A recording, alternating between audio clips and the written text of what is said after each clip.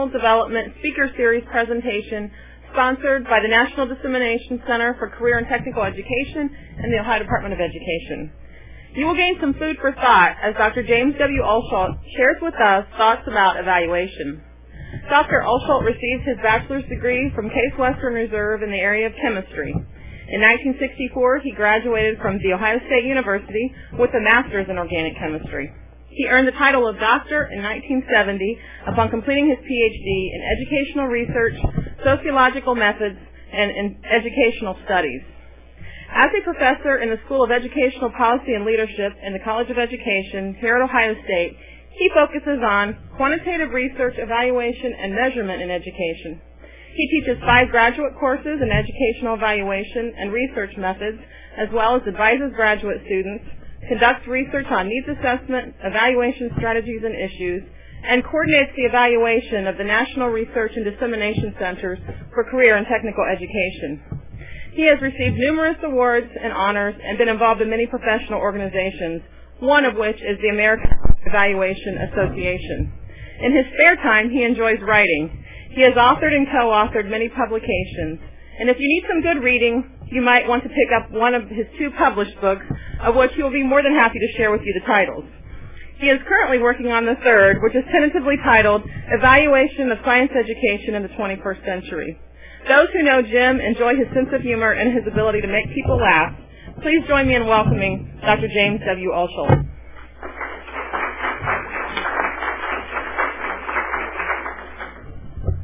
The books are at the back of the room at a discount, so we'll work it out afterwards. Thanks, Becky, for the kind introduction and for the refreshments. I want to thank Barbara Reardon for dragging me up here, sort of forcing me into this. Thanks to Barbara Ray for helping with the presentation, and to Greg Nagy and Tim Richardson for helping to work the setup and so on, things like that. Also, I want to thank my colleagues in this building for the harassment that's been going on for weeks now. It's been very steady, and it's tempered me for this presentation. So thanks. That's unnamed harassers in the building. I really appreciate the opportunity to address you. I wasn't sure what to title this, and I wasn't sure even what I was going to present. So it says thoughts about evaluation, and then it sort of goes into ruminations, perhaps ponderings, and that's sort of where I'm going to go. And I'm going to raise some issues and some challenges that I see about career and technical education as I think about evaluation, as I think about it as a field. So you'll see that emerge as we get into the talk. So, Greg, if we go to the second one, and you should have, there's a handout on this, so if you don't have the handout, it's easy enough to follow along on the handout. So the goals of the presentation are to provide an overview of evaluation at the national centers, and that'll be brief. That won't be real long. And to compare the past to the present. And I think when you see my background, adding a little more to my background, you'll see where I'm coming from in this kind of thinking. I want to describe several trends and issues that are occurring either generally or specifically related to the field of career and technical education. And then I'd like to draw implications of the trends and issues for evaluation.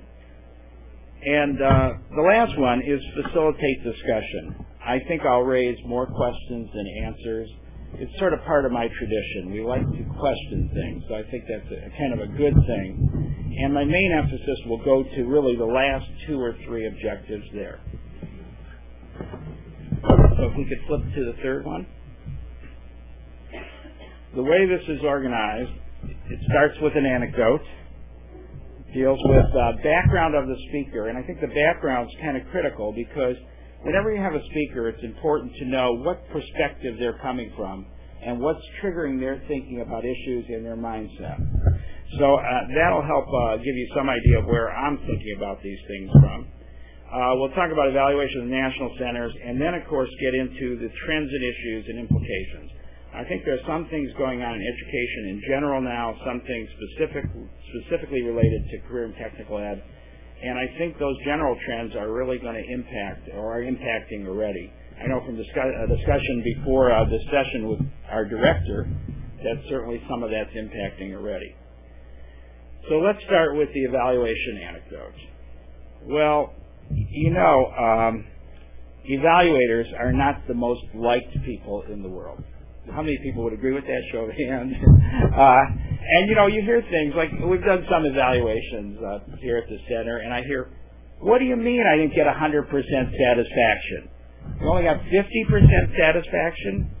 So what you get is the notion that no matter what an evaluator does, they probably don't produce the results that people running projects or working in projects expect. And many times they have to deliver, I don't want to say negative results, but not as positive results as people working in projects would like to hear. So evaluators, because of this kind of phenomena, have begun to develop defense mechanisms, survival skills. They hedge their wording. They're very subtle. They use what I call weasel wording. Might, possibly, could, probably, most likely, will improve over time. Do you ever see that kind of phrasing? That's a survival skill. That's called weasel wording. So I think evaluators are not liked, not appreciated, and I'm seeing a psychiatrist right now for all these kinds of problems. But when I first worked at the Center for Vocational and Technical Education, that's a long time ago, and that really predates a lot of you here, in fact, almost all of you, except for a couple of our less follically endowed or grayer folks here, and so on.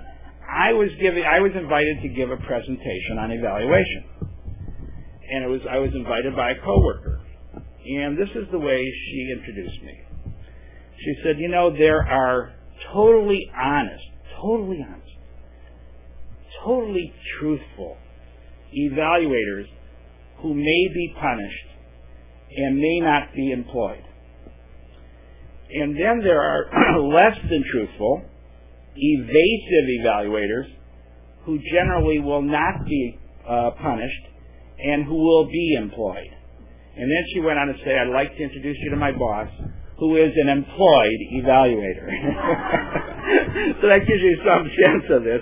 Now, I'm older now, and I have all the tricks, you know, of the evaluator, but hopefully I'll try to be honest, and I'm going to probably be challenging some points of view and some other thoughts like that. And hopefully I'll remain employed after this talk. That would be the ultimate goal. So if we could go to the next. Oh, wait, we did that. Yeah, we're done with that one. Okay. First things first. I started here 29 years ago, and I worked as a research specialist. I think the titles are still there. Are the same titles still there? And then I went over to the faculty, and I've been on the faculty since 1978. And I'm the evaluation coordinator of the centers to the present time. Now, I'm not a Vokie. Let's go back. You know, the term was, if you were in vocational education, you were a Vokie. Let's see, show of hands. How many remember the term? Oh, come on, get this hand, Mac. Get the hand up. I know you guys remember those terms. And I'm not a career techie. So I guess you have Vokie, now we have career techies, that type of thing. So I'm looking at this somewhat from an outsider's perspective as I go into issues eventually and so forth. I don't have a vested interest or a political stance. I would like to keep working here, but I don't have a vested interest beyond that. And my views then are based on a 20-year gap. I'm coming back into the field. So you may say, well, I don't agree with that. That's okay. But I'm just telling you where I'm coming from and so forth. Now, what changes do I see in the field? And then I'm going to talk about what is deja vu, that type of thing again. So what changes do I see in the field? Big change is the name, Career in Technical Ed. Now, I'm not sure that's fully resonating. People in the field may think so, but I'm not so sure outside of Career in Tech Ed that's resonating across the public. But I do see that as a major change and also a shift in emphasis. Career clusters. I'm old enough to recognize that sometimes we've had older concepts get renamed a bit. we talked about transferable skills 25 years ago. And I think this career cluster idea is a movement forward, a different way of thinking about clusters. But, you know, you still see some of the old idea inside the new idea. Career passports. I think it's an excellent idea.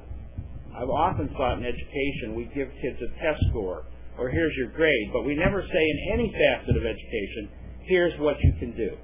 Here's what this level of learning needs. Here are the skills you have. And I mean both academically as well as career-wise. So I think there's something important in the idea of career passports. That idea is not new. That's been used in elementary schools probably 80 years ago. But I think the idea of, in a high school setting, of doing that is a pretty good idea, or beyond. Tech prep I never heard of before until I came back. The 2 plus 2 plus 2.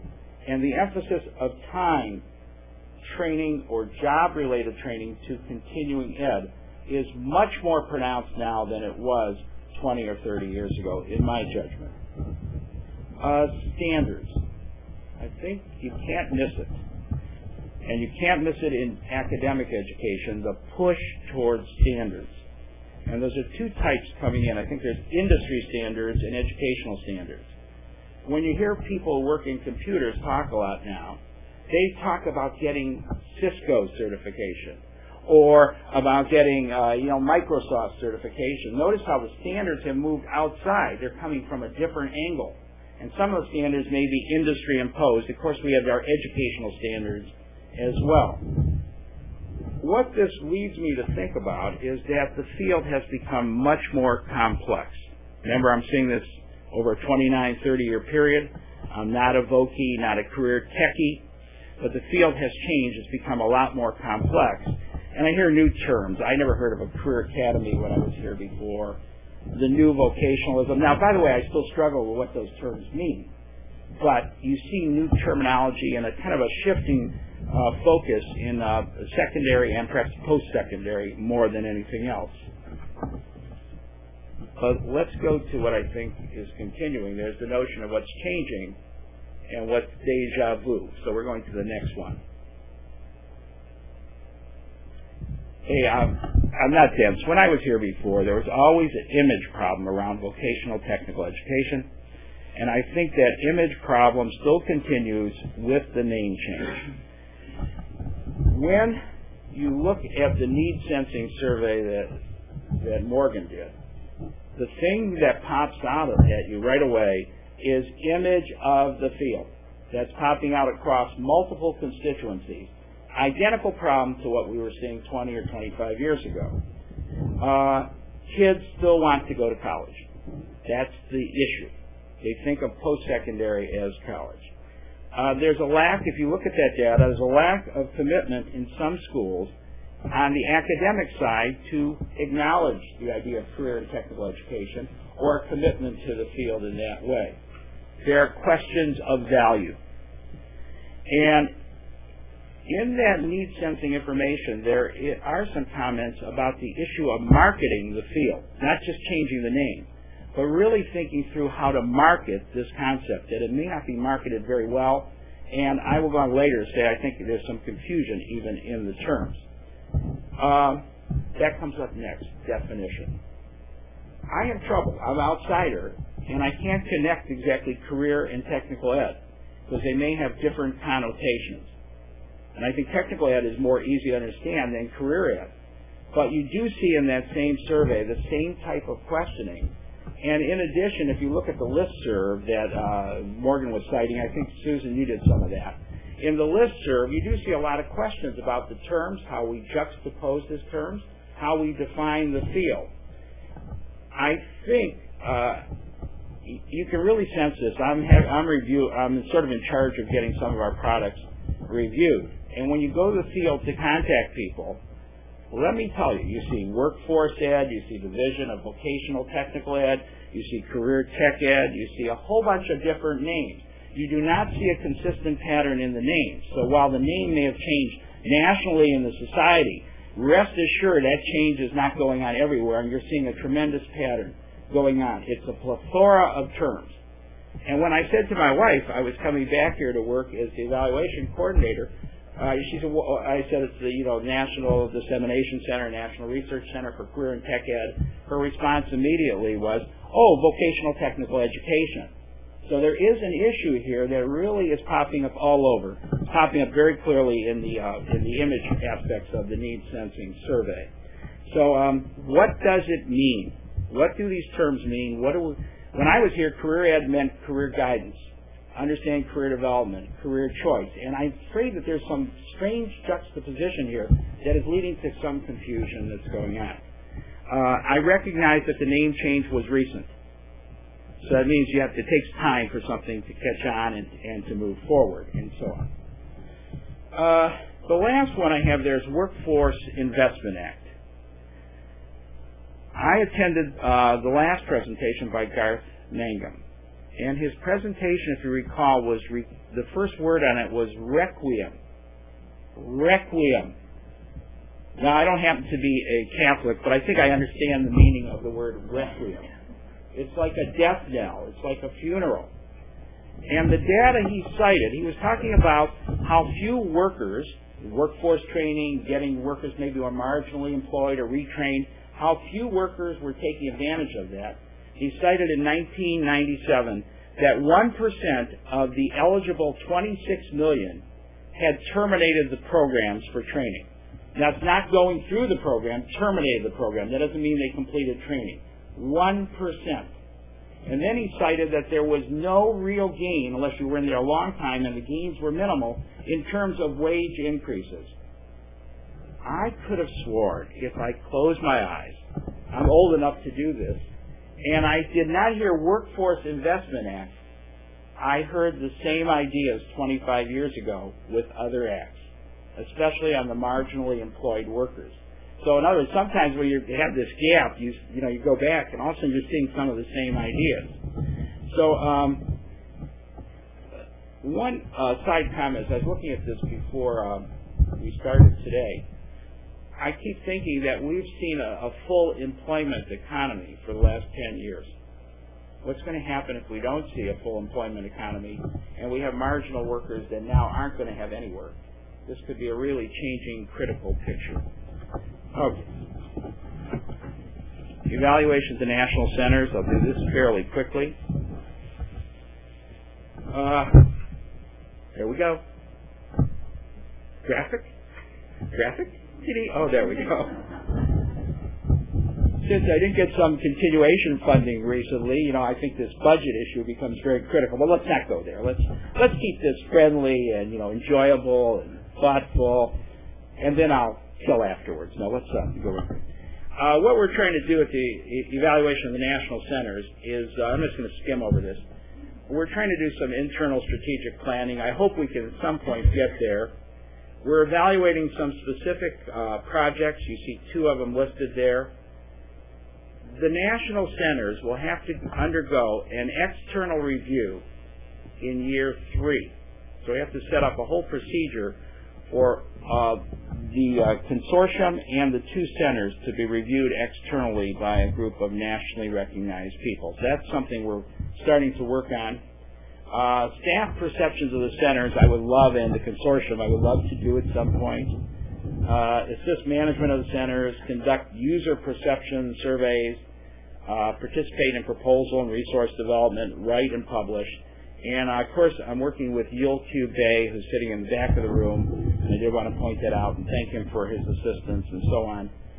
This evaluation is not easy because you're working in a consortium context across multiple centers, multiple institutions, multiple players, including Washington and so on. So it has its elements.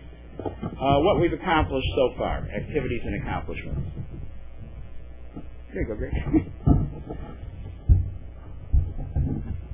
We had our first Professional Development Institute in the fall of 2000. We hope to have a second in a year from now, hopefully. We're evaluating a couple projects, just getting into them. One, we've done some work on the exemplary programs designation project, and we've done some work on the needs sensing survey. We've been involved in proposal development, papers, position papers, national presentations. hey, I'm an academic, so I would obviously focus on publications and presentations, right? Is that automatically to be assumed? Well, of course it is. For God's sake, what are you got to respond a little. You're sitting there, my goodness. Okay. 3 major products are in review, and some of the things like the web-based surveys, the staff surveys, and so on, we're working on those. A couple things I want to say about evaluation. If you go to the literature, and there's a literature about evaluating centers, labs, and entities like that, you'll find that they're very tricky propositions. What are the outputs from a research center? Well, the reports, that type of thing. But if you go further and say, what are the outcomes, and how does that affect policy and change things, that's much harder to evaluate and assess. And that's part of what's really tied into the Government Performance and Results Act. Evaluating the outputs, but going beyond into the outcomes and its impacts and their impacts on various things in the field. That's very difficult to say. Yet we have products here with in-briefs, our career tech correlations. People may read them, but how does it begin to affect practice? And its outcome and its effects like that are very hard to measure. They're going to be very difficult. And that's the chain of events you see, or the logic chain that's really difficult to deal with. So then if you look at the literature, and the source there is Melkers and Ressner, there's a whole issue of a journal just on this, pointing out the different models, structures, and the complexity of trying to do that evaluation. It becomes even trickier when you work across a consortium.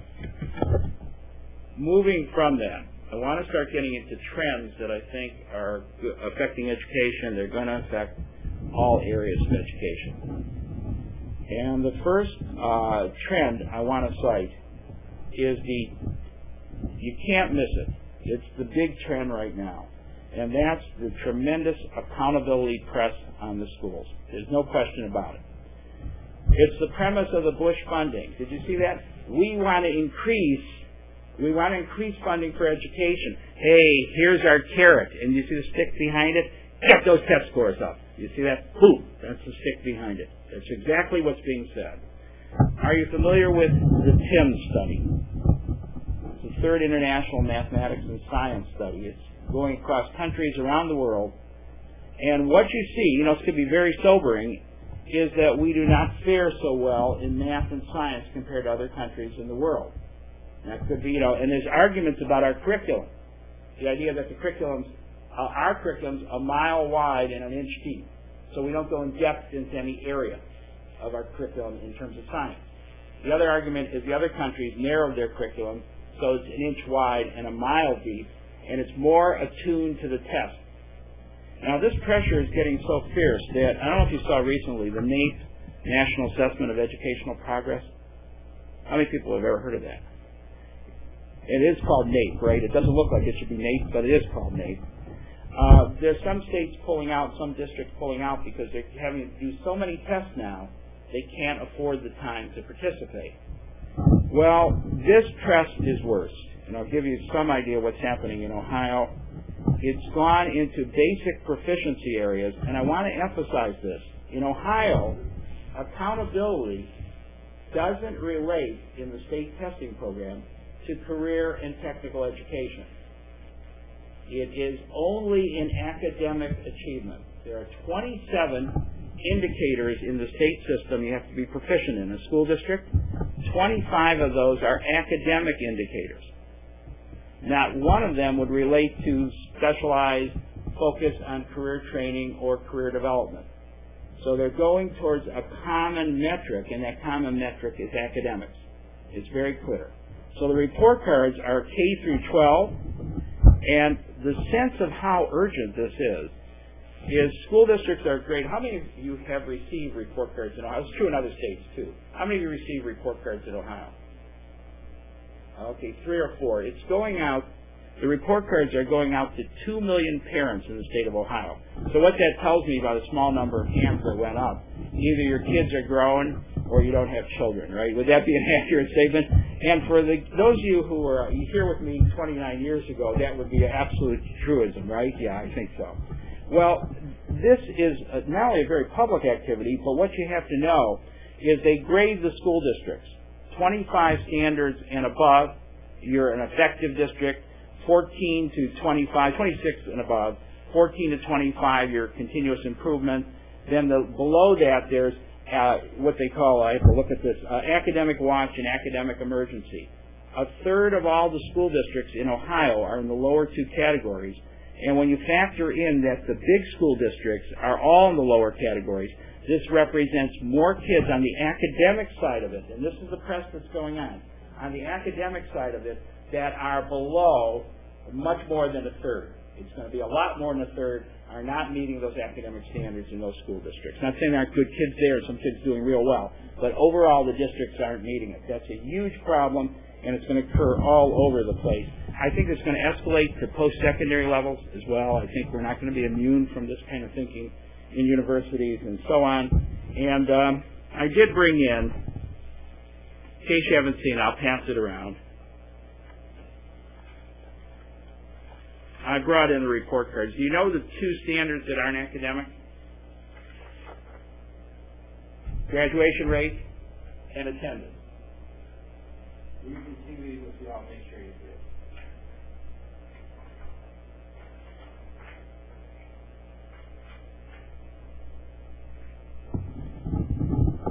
I think that means it's such a... What you have to go back to is this means that this is becoming very political. Very, very political. Oh, could we go to the next? Over here. Accompanying the trend for accountability will be an increased pressure on teachers and administrators in local schools, in school buildings, to achieve. Teachers will be judged by results.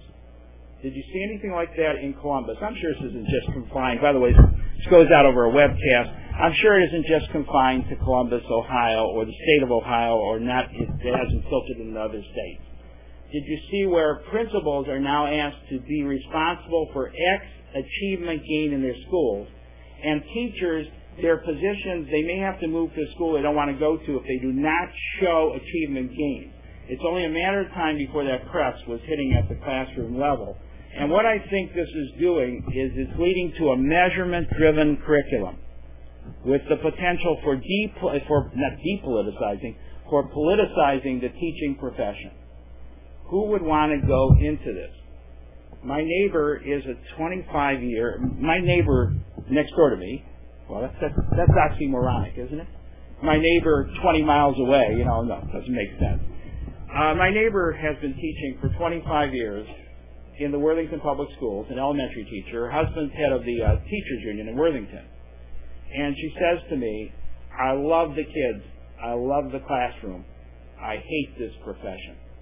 It is so political. Now, when you talk to teachers, that's what's happening. And I think that problem, there's going to be another problem that occurs at the post-secondary level in regard to teaching in career and technical ed, which I'm going to bring up a little bit later.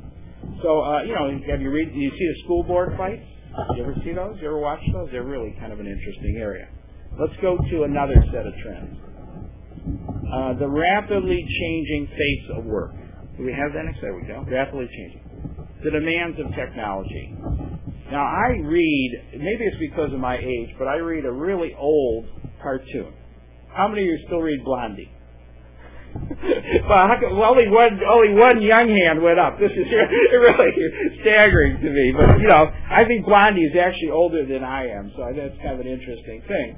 But there was one recently where Dagwood Bumstead has a neighbor kid, I think it's Elmo, and the kid's over there, and he says, Mr. Bumstead, thank you for that cake. That was wonderful. Oh, and that sandwich was great. That was absolutely wonderful. And obviously, Dagwood Bumstead is buttering him up for something. And then the kid says to him, okay, can you tell me what specifically is the problem on your hard drive? So the idea is this technology is beginning to hit us pretty well. But I think the trends are other ways.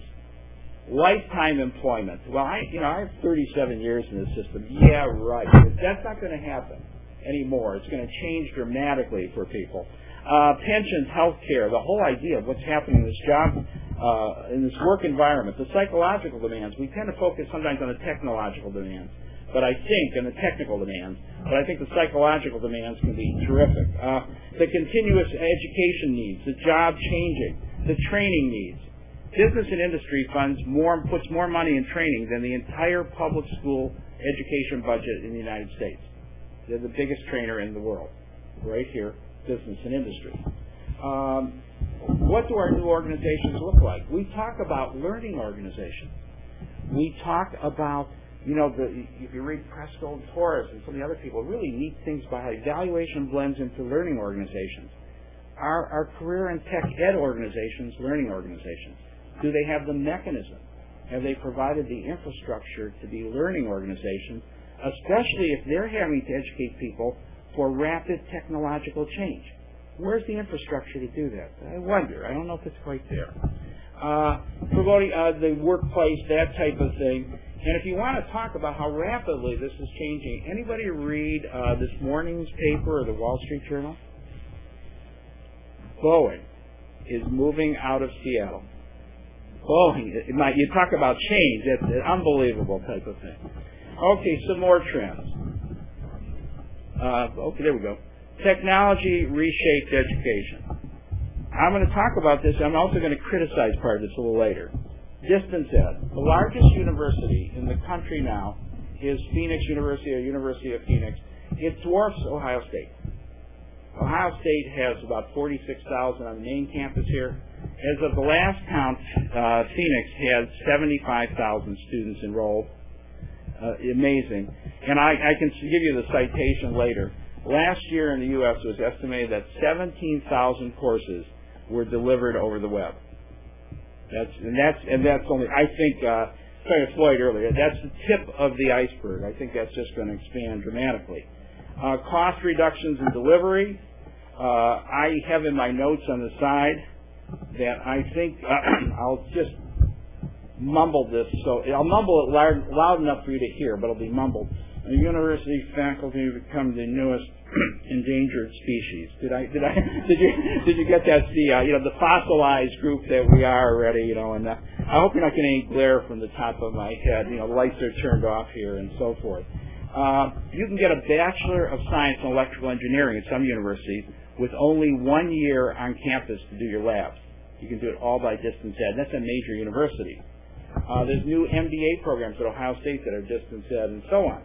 So this is really exciting in some ways. What an opportunity. Web-based conferences, web-based course delivery, flexibility. It's not all perfect, but it's got a lot to recommend it. You can find right here and work that Jim Austin and Bob Malman have done, adaptations of using the computer for testing over distance and other types of things like that. Computer adaptive testing and so on. Now, I would caution you, two things. There are almost no in-depth evaluations of web-based learning. Go to literature, and this is shocking. And the other thing you have to be aware of, and I read an article on this chapter, and I'll give you the source in a minute, something called shovelware. Anybody ever heard the term? Shovelware is where you take, just like what we're doing now here. I'm lecturing and presenting to you. I hope we get some questions and discussion. So I'm shoveling what I ordinarily do onto a web-based, webcasting type of a mechanism, as opposed to saying we have the webcast, how can we use it a lot more creatively? I think what Greg's talking about and how we might do this a year from now really is much better because it's taking into account the medium. A lot of our coursework is shovelware, where we're shoveled what we do over onto the medium. It may not work, or may not work very well. Another trend, and I think this is really hits at career tech ed big time. Post-secondary education. The potential impact of distance ed, but what my friends tell me. And my friends, a number of them have applied for jobs in post-secondary institutions. And I hear the same thing every time. The pay is horrible. You hear this, the tuition at Columbus State, for example, is low. If you look at what's happening, it could be because the pay scales are low, and that's how we get the instructors there. We're not paying very much. So questions arise, will there be career ladders for people to teach in post-secondary education? How will you attract and maintain the skill levels of high-quality instructors? What's the career path post-secondary? And that's a cornerstone of career and tech ed, moving into post-secondary education. combining academics with career orientation. Well, I would ask, this is what you talk about in needs assessment, level 1, level 2, and level 3. Level 1 are the direct recipients of services. Level 2 is the providers of services.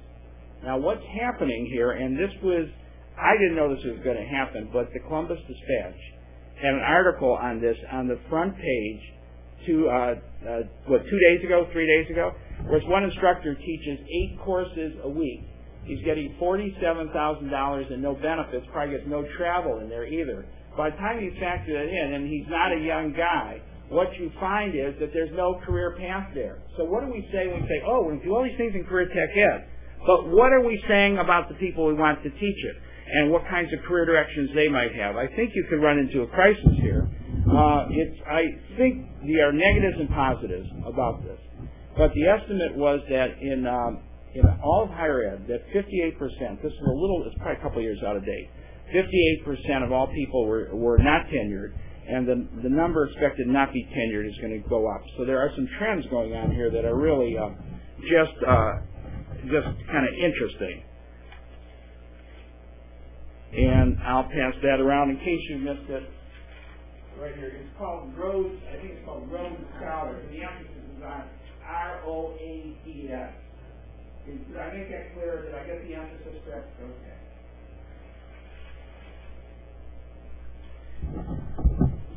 Okay. What I want to say now is I could have done other trends. So what you have, we're going to go to other trends. Okay, what does the future hold? This is my perception. I'm one person just looking at this, coming back in. You could argue. I'm sure you will. You'll raise questions. Remember, my goal earlier was to get you to discuss and raise questions. What I thought, if we had a workshop setting, would have been an interesting opportunity for you to raise a whole bunch of other trends and then to collate and see what kinds of trends we might have come up with that affect the field. So let's look at some implications.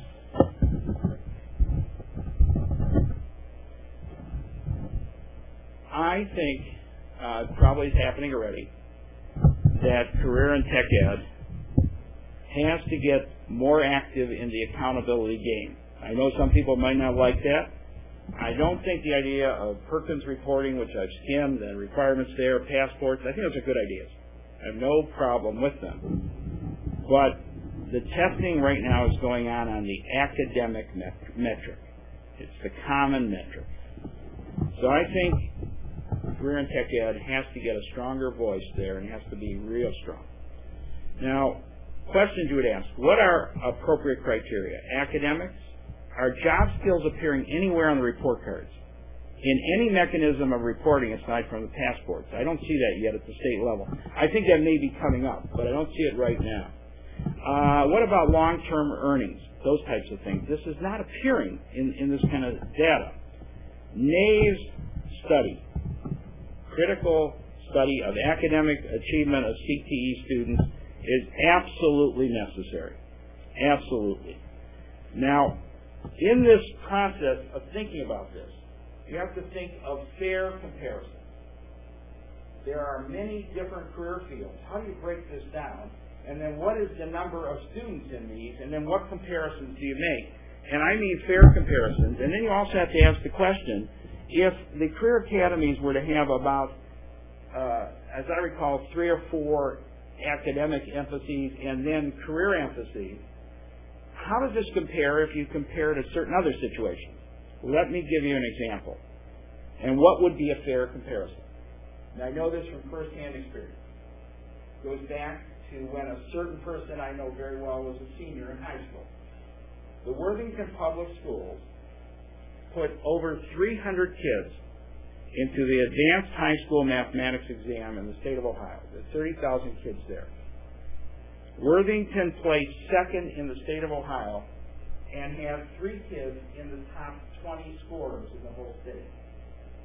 So if you said, let's make a comparison to that kind of academic push, and we're going to do it in math, watch out, because you get stunned. Because those 3 kids would add about 1 to 2 to 3 points apiece to everybody else's score, and you can get a huge score there. So the question is, what is a fair comparison? How do you break this down? I'm not arguing this is good or bad. I think we have to get a much stronger voice in discussing those kinds of issues and getting a much broader representation of academic achievement. And that would mean that maybe we get report cards that say, here are the academic achievements in certain kinds of metrics, but here are other types of achievements as well, which is not happening right now. Implications of trends. Well, the next one. Where's my, there you go. Okay, target off. Thank you. You're a little slow on the graphic there. I'm only kidding. Okay. So we have to get report cards for special areas of emphasis.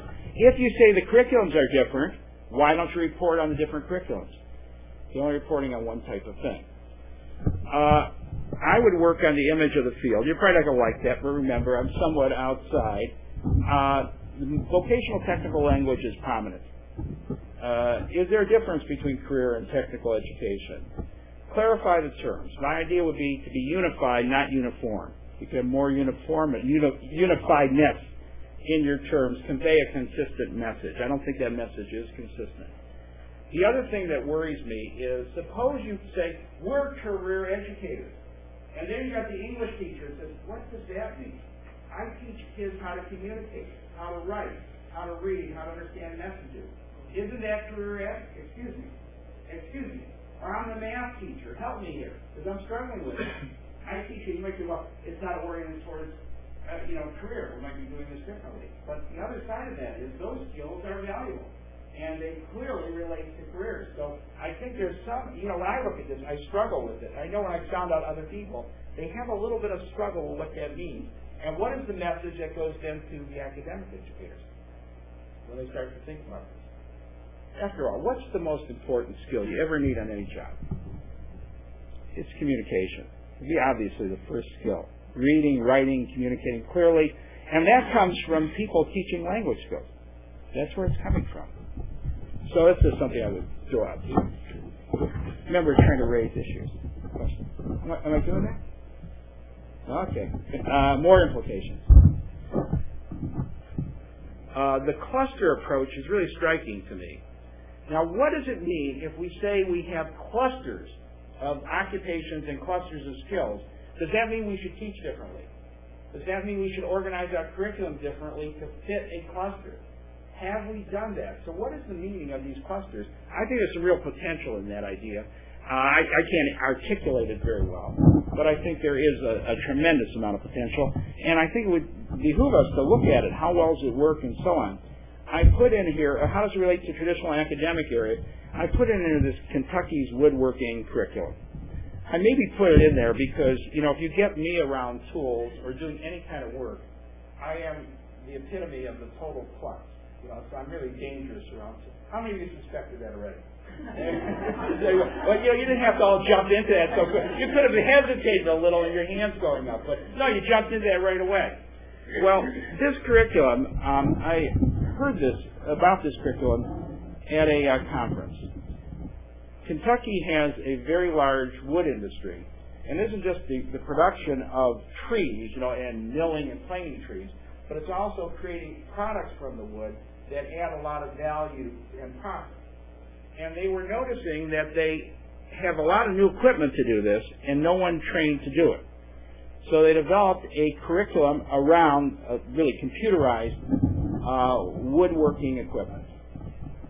So I asked the question of the presenter. Now, if my kid's in school, and you say, I'm going to, I got this curriculum, and I want your kid to be able to learn how to use this machine to do this job. I'm going to reject that for a variety of reasons.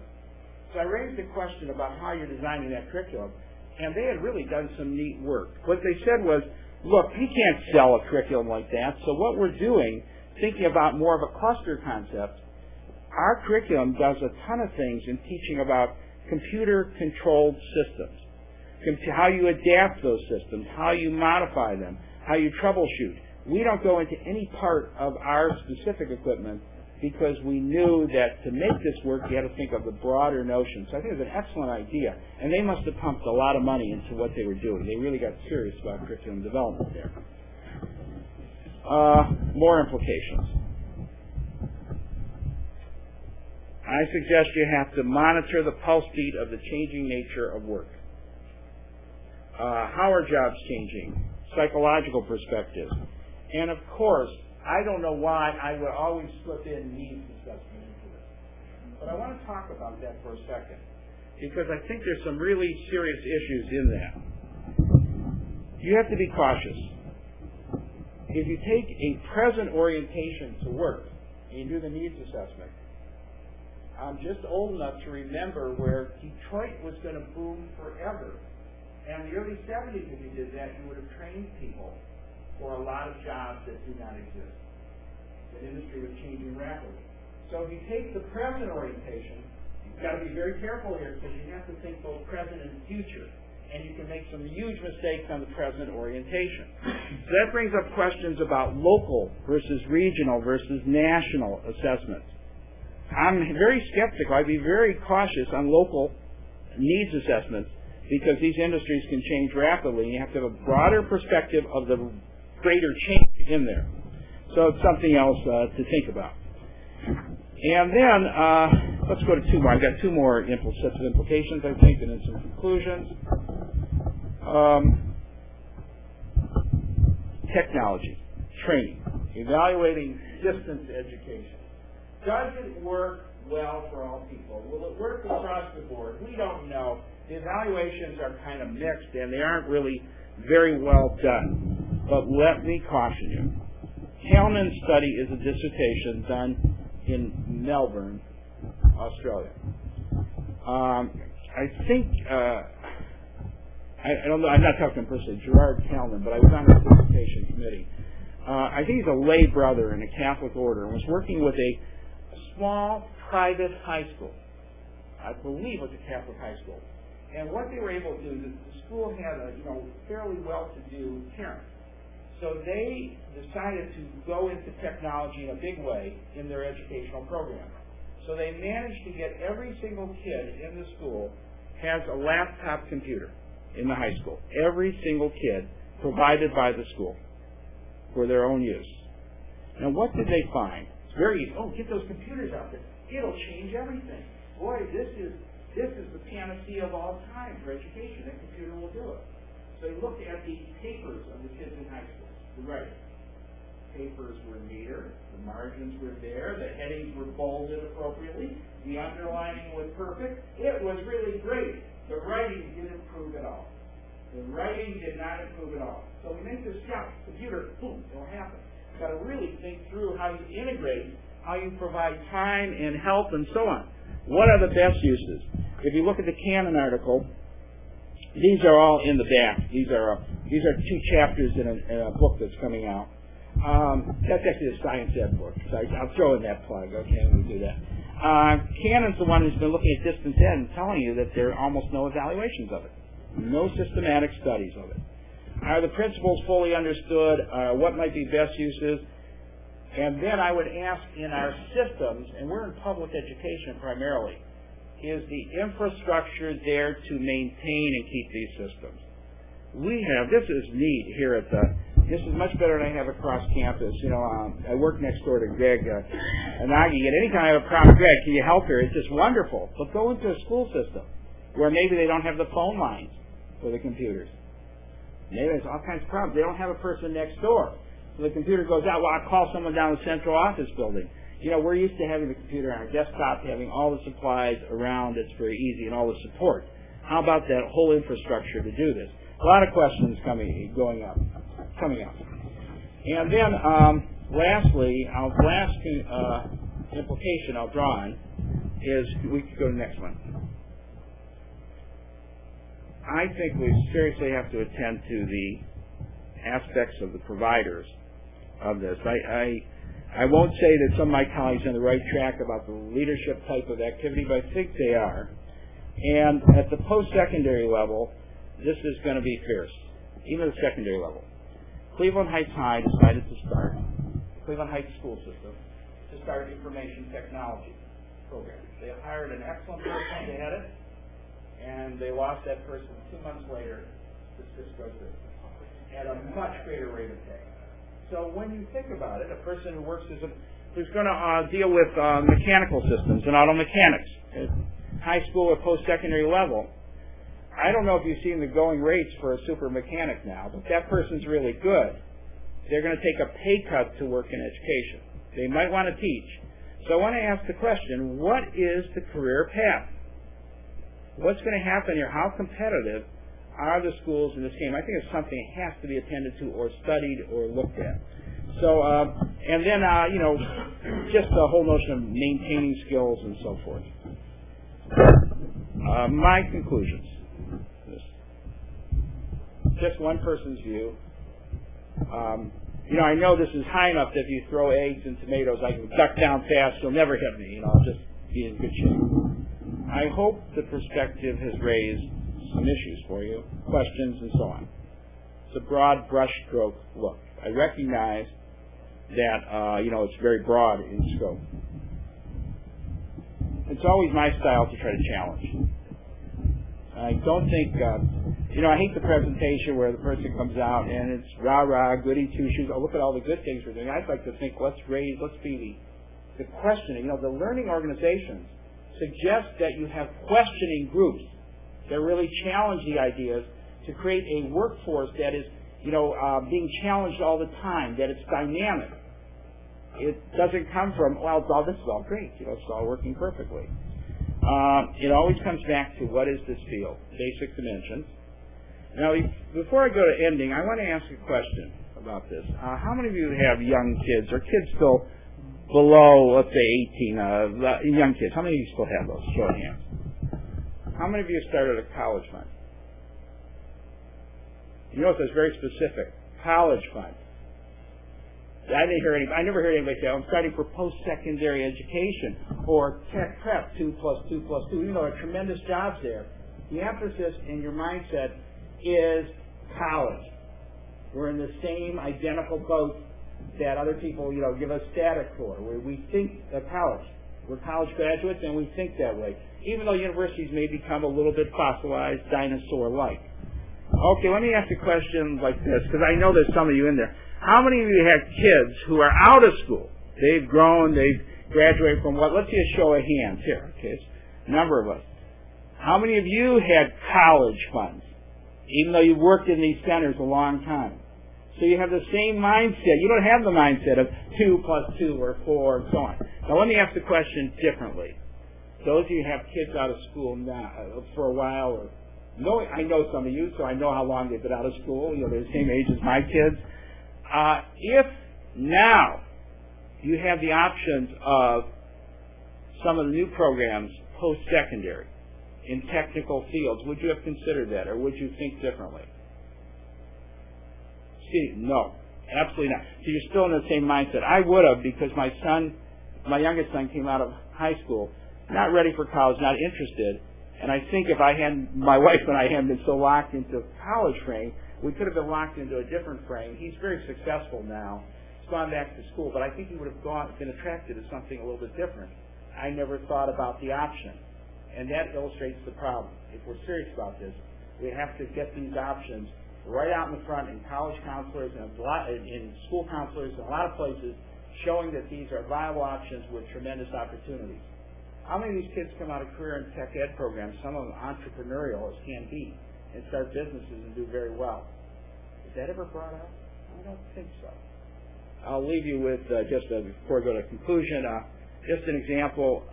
About 5 years ago, I graduated from high school in 1957. And you remember you see it rerun all the time, the movie Grease and the play Grease? You had when you went to, for the older folks, how many of you remember where you had these kids that sort of worked on cars all the time in high school and you called them greasers, or grease monkeys? And then I was reading Forbes magazine, and I saw an article on a guy that graduated from my wife's high school. And he started this business. He was a grease, very typical. He would build cars and couldn't find the parts he needed. So he started a little company to sell specialized parts to people like him, built it into a $50 million business, sold the business to a big corporation who didn't understand that market. They lost a ton of money on it. They sold it back to him at a fraction of what they paid for it. And then he took that business and wrote it right up again. And I said to my wife, do you know this guy? So she looks, she goes, he's a greaser. He's a greaser. So, I mean, we may not tell this kind of thing. So, anyways, I appreciate the opportunity to interact with you. I have to thank Barbara for dragging me into this, Barbara Reardon. I'll point out a couple of references to you. If you look at your references, you have them. If we go to the references just very quickly, there's stuff by Kalman and Owen. They're really interesting things about integrating the computer into schools and some aspects of that. And the Cannon article is just a beautiful summary of the issues in evaluating distance ed and using the computer over distance and web-based learning and so on. And then if we could go to there's other references in there. If we go to the very last one, so there's a little fun ending. Thank you. Thanks for the opportunity.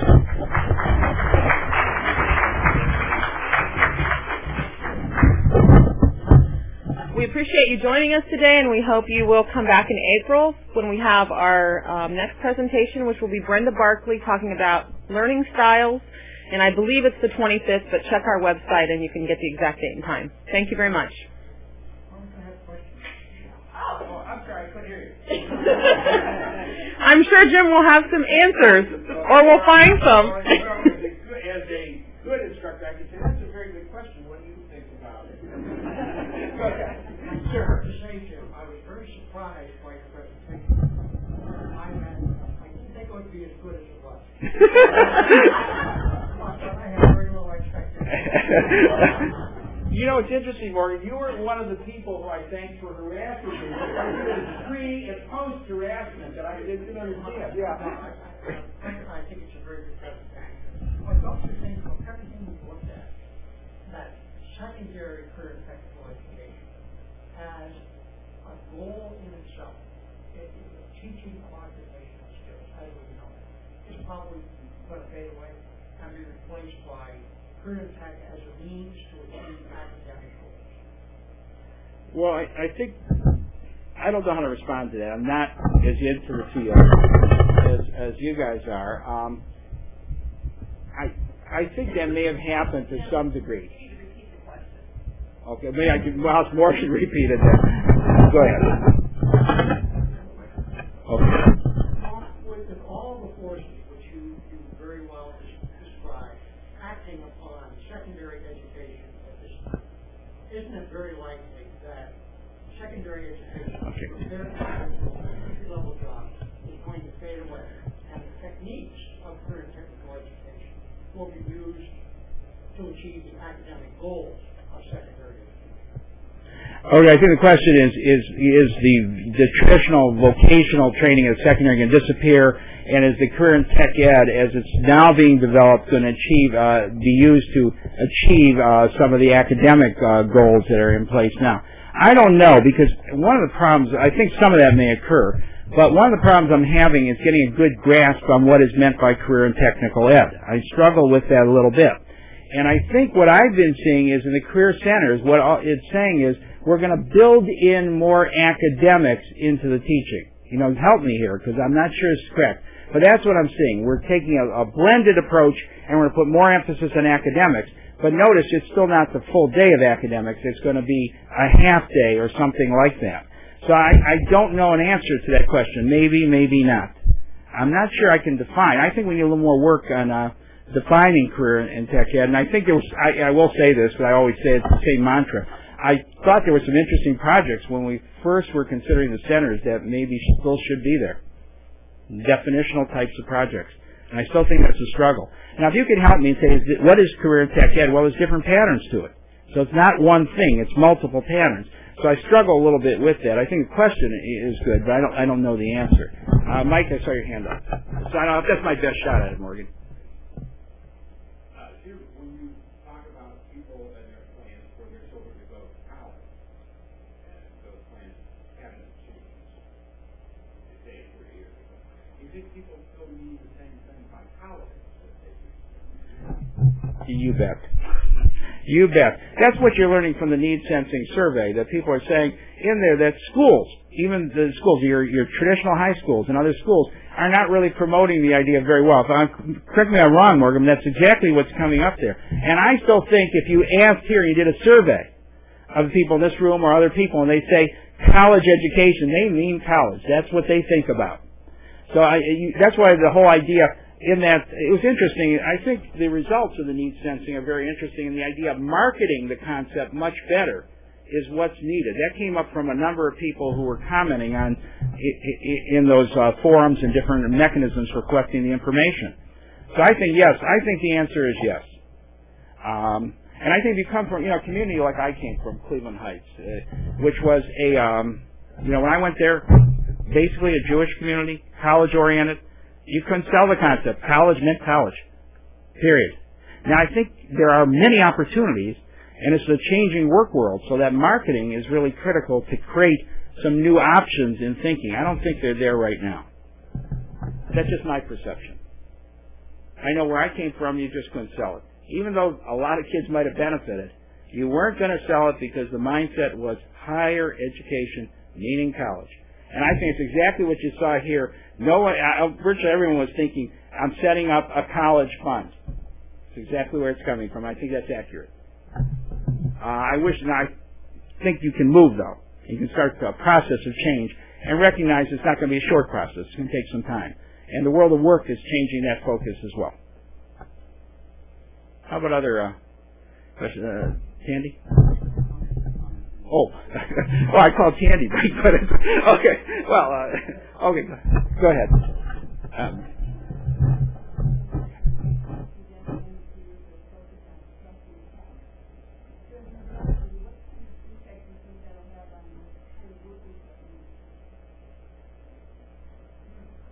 That's a heck of a question. Yeah, what kind of impact? Well, we are raising a generation of kids that maybe are getting good at tests, or they're measurement driven is what's happening to the curriculum. I don't know. That's a heck of a question. That might be part of the reason why I was suggesting you have to broaden the report card focus to include career skills and getting different things out to the public. But I don't have an answer to that question, and I do think that are the tests telling us anything new?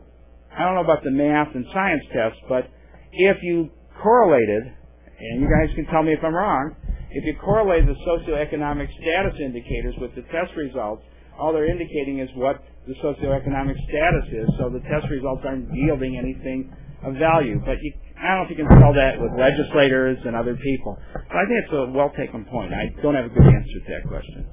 Oh, okay, Mike. And then I'll go to Jim. Yeah, it really was.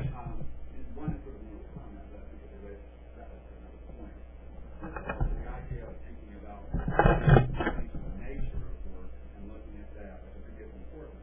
So I think there's another aspect of that we tend to also need to look at that, and I say it's even more fundamental, and that is what is the role of that? How is that changing? Not in work, but the way we view work.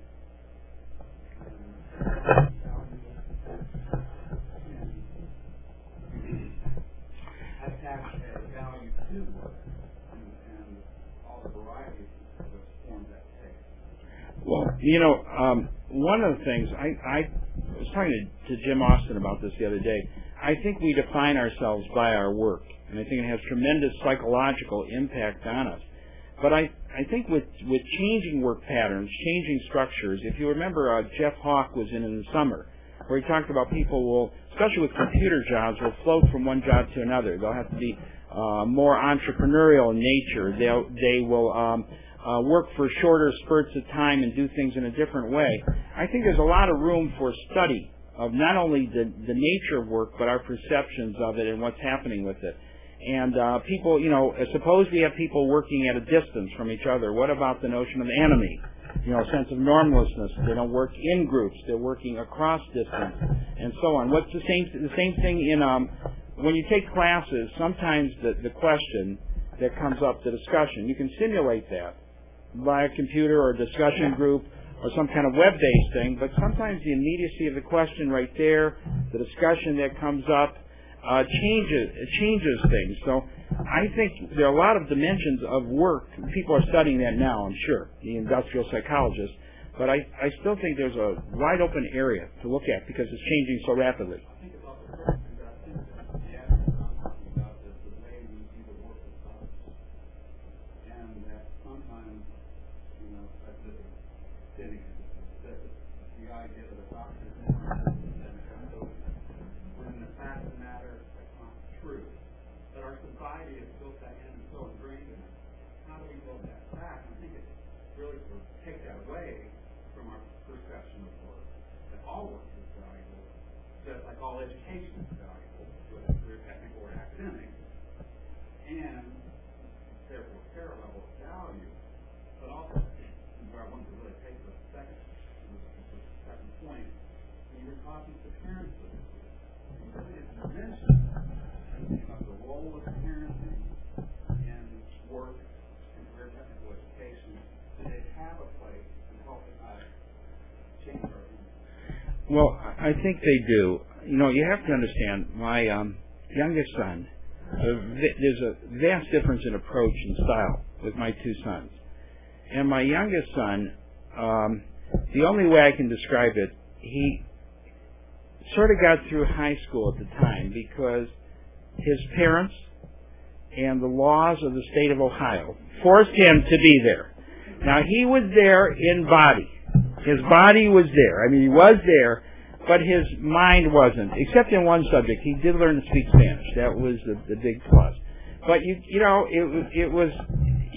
could put the horse by the water. You could make the horse drink. Now, at the time, we're two, PhDs. My wife does heart cell research. I teach. Well, it's inconceivable that our kid is not going to go to college. He wasn't ready for college. He wasn't into it. But I don't think I was aware of the options, and probably would have been too stubborn and too bullheaded to take advantage of the options. So I think we have to rely on the fact we have to change perceptions. That's part of that. And we have to change how parents think about things and get more involved there. Also with school counselors, because Morgan's survey is pointing out very clearly that the school counselors still think of it as college-oriented and not broadening that perspective. But I don't expect those changes to occur overnight. I think we're ingrained in that. I think of college education. That's where I was. That's where I go. So we're creatures of habit. So it's going to be a slow process. And I think there are an awful lot of jobs now probably kids aren't getting or even thinking about because they don't know and parents don't know. So it's that kind of thing. Jim? Greg got my baby picture. This is another example of the harassment that's been going on. Now, I did not bring this up, but I hope if this is still being webcast. As having the floor here, I did think of a way to, I wasn't planning on this, to repay the unnamed harasser or harassers. And I think that certainly sometime in the future, Dr. Austin should give a presentation like this. What does everybody in this room think? I just thought harassers. Dr. Austin, I thought. Jack, go ahead. I think you did an excellent job of putting in perspective this whole testing issue in the state. And probably that has arisen primarily because of higher education's use of testing, admission. I don't think so exactly. By the way, when I was presenting that, I'm not presenting it as a promoter of it or a pro or a con, because I see some difficulties with it as well. I was more trying to illustrate the situation that's going on now. I had Frank Walter come into my class about 3 years ago, and he was the former state superintendent when this started. And what he said to the class was that he was getting tremendous pressure from the business community in the state of Ohio saying we're not going to support public education because these kids are coming out not prepared. They can't communicate. They can't do the math problems and so on. So he said he was under constant pressure from this, and it got to the legislators. So I think it really, you could view it as the way he described it, but I think from the way he described it, it was coming from pressure from certain groups that was pushing it. Because I don't remember the colleges pushing it that much or getting into that. So he was describing something different that led to that. And remember, educators didn't seem to be fully involved in this. It came more from the legislative body than the educators. We got into it. For example, the passport idea is good. What's wrong with doing that? Providing lists of what kids can do. Or a kid comes out of advanced math and we say the kid can do this level of calculus problem. Maybe the same type of thing, to provide that kind of information. But that was coming out of that overall accountability movement and that press coming from business and industry. Now, the other side of this is I never think that educators should prepare kids for what business and industry wants because we're preparing an educated citizenry. So some business and industry might say, I don't care whether you teach a foreign language. Well, it's part of being in the world community. Go overseas and go to Portugal, where you see virtually everybody having a second or third language. Even the kids that didn't get very far through school have a smattering of language. Almost everywhere I was there, they either spoke English as a second language or French. Everywhere. So they see themselves as having to exist in the world. Now, the business person might say, I don't care about that. But I think we have to say, as educators, there's educated citizenry. And that's part of our role. But the testing, I think, came from that different angle.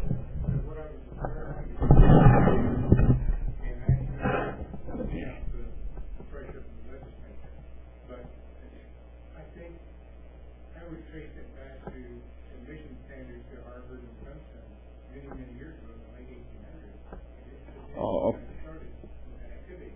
And now, There's just the university is not going to rely upon admission tests for admission to Stanford. The president is also the chief officer for higher education, and they just recently had a whole meeting about sort of testing.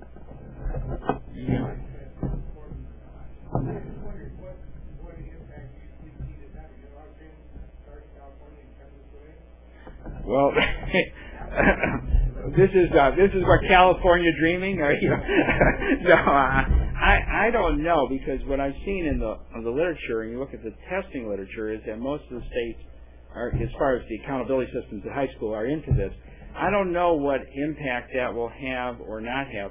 I think I think there's another issue tied with this. If I could just add it in, it wasn't in there before. If we're putting all this money into testing. If we have 200 of the districts not achieving, and we know that already, you sometimes wonder, wouldn't it be better to put the money into more educational programs, more teachers, better resources, and they'll learn more, and if you then tested, the tests would begin to improve. So you look at this, and sometimes you look at it as an unfunded mandate. We're going to have a 4th grade reading guarantee, which I backed away from fast because so many kids needed remedial help. The question was, well, fine, then who's going to pay for the help?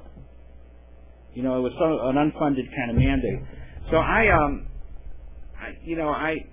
don't know that the California trend is going to come here. I don't see it coming right away. It could, but I don't know.